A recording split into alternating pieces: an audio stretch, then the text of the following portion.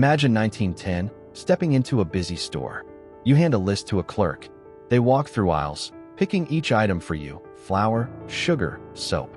It's a slow dance, a polite wait for every single thing. What seems normal now is actually a huge problem, hiding big delays and costs. This old way of buying was about to break. That whole system wasn't just slow, it was completely broken. Think about it. For stores, it meant hiring an army of clerks who might just be standing around when business was quiet. And for you, the customer, it meant waiting in line just to start your shopping. It was expensive, it was inefficient, and frankly, it was a huge pain.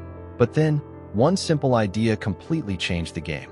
What if, instead of waiting for a clerk, you could just grab what you needed yourself? It sounds so obvious to us now, but back then, it was a revolutionary thought that nobody had really tried.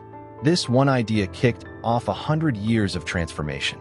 It started with a store called Piggly Wiggly, where for the first time, shoppers were handed a basket and told to just go for it.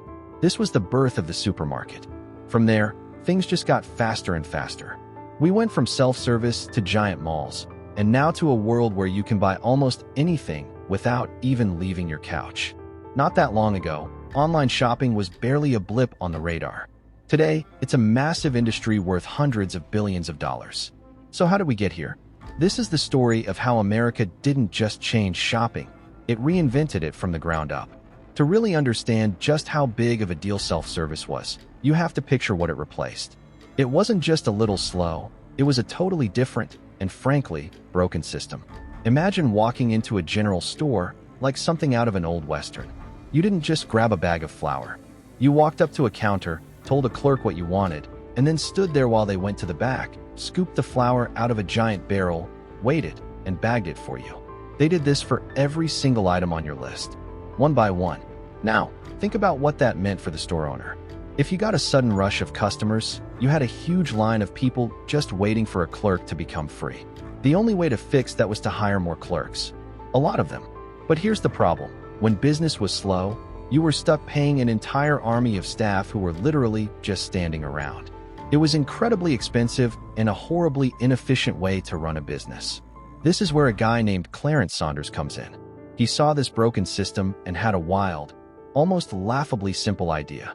What if customers just got the stuff themselves?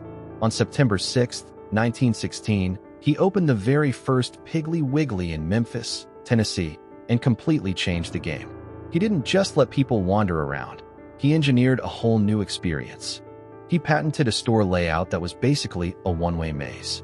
You walked in through a turnstile and had to follow a specific path that took you past every single aisle in the store. This was genius. It forced you to see products you never intended to buy, which kicked off the era of the impulse purchase. He also put the most popular items, like milk and bread, all the way at the back, so you had to walk past everything else just to get the basics. But his biggest change was economic. By letting you do the shopping, he instantly slashed his labor costs.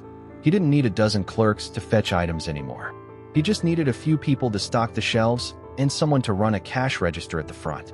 He also introduced two tiny things that we take for granted today: price tags on every item and a printed paper receipt. Before this, you kind of just had to trust the clerk. Now, everything was clear and transparent. This wasn't just a new kind of store. It was a fundamental shift in how we shop. The power moved from the clerk to the customer, and the cost of selling goods plummeted. This was the blueprint for every single supermarket, big box store, and shopping mall that would follow. So, where did this game-changing idea even come from? Well, the story goes that Clarence Saunders had his big light bulb moment while watching a bunch of pigs struggling to get through a fence. He thought, if they can wiggle their way through, why can't customers just wiggle their way through a store and grab what they need? And that's how the Piggly Wiggly got its name. But Saunders wasn't just building a new kind of store. He was building a new kind of business model. He patented every part of it, from the turnstiles at the entrance to the checkout stands at the exit. He was creating a complete, repeatable system that anyone could license and open themselves. This was the birth of the modern retail franchise. His timing was perfect. America was changing fast. Cars were becoming common, and people were moving into suburbs. They needed a way to buy a lot of groceries at once, and the old-fashioned clerk system just couldn't keep up. The Piggly Wiggly model spread like wildfire because it was just so much cheaper to run. And that efficiency completely changed the relationship between the customer and the product. Think about it. In an old store, you'd ask the clerk, "What's a good brand of coffee?" and they'd give you their opinion. But in a self-service store, there's no clerk to ask. Suddenly, the packaging had to do all the selling. This kicked off a revolution in branding and advertising. The box on the shelf had to grab your eye. It needed bright colors, a memorable logo, and a promise of quality right there on the label. The product itself had to scream, "Pick me." This is why the aisles of a modern supermarket look the way they do. It's a direct result of taking the clerk out of the equation.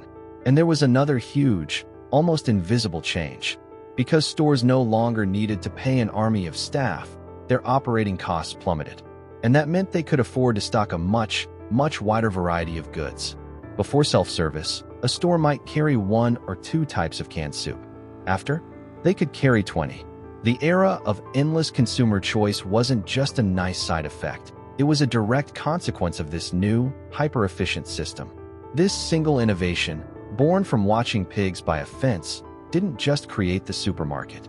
It laid the groundwork for every big-box store, every shopping mall, and the entire consumer culture that would define the 20th century. That whole system defined shopping for the 20th century. But as the new millennium approached, the next great revolution wasn't going to happen in a physical store. It was going to happen everywhere, all at once. This is where shopping broke the sound barrier. E-commerce didn't just offer a new place to buy things. It completely changed our relationship with time and distance. And the growth was explosive.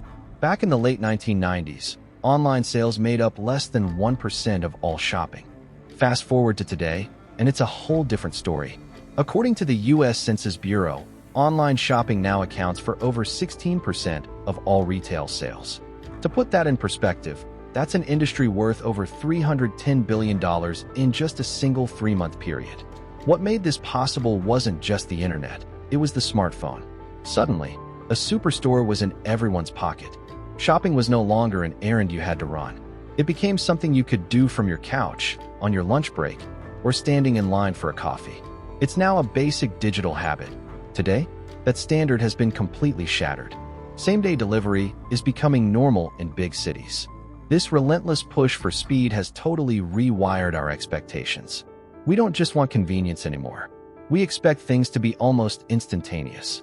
And this works because it taps directly into human nature. As one industry expert pointed out, this system makes impulse buys incredibly easy, especially for cheaper items. There's no time to second guess when you can see something, click a button, and know it'll be at your door tomorrow.